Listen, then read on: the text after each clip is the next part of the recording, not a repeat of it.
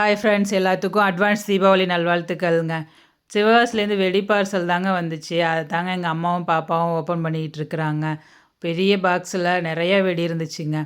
போன வருஷம் கம்மியாக தாங்க இருந்துச்சு. இந்த வருஷம் இதை விட நிறையா இருக்குங்க. போன வருஷத்தை விட இந்த வருஷம் நிறையா இருக்குங்க. ஏன்னா இந்த வருஷம் எங்கள் மாமா வராங்க தீபாவளிக்காண்டி. அதனால் நிறையா வாங்கி அனுப்பிச்சி விட்ருந்தாங்க வெடி.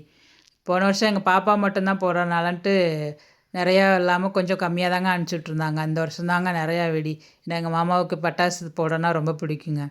அதனால் விதவிதமாக மயில் வெடி, கேக் வெடி, ஹெலிகாப்டர் வெடி, பட்டர்ஃப்ளை வெடின்னு சொல்லிட்டு ஒவ்வொரு வெடியும் கேமரா வெடி அப்படின்ட்டு நிறையா வித்தியாசமான வெடிங்கள்லாம் நிறையா இருந்துச்சுங்க. சிவகாசியில் எங்களுக்கு ஃபேமிலி ஃப்ரெண்ட் ஒருத்தவங்க இருக்காங்க. அவங்க தாங்க செந்தில்னு சொல்லிட்டு அவங்க தாங்க வாங்கி அனுப்பிச்சி விட்ருந்தாங்க.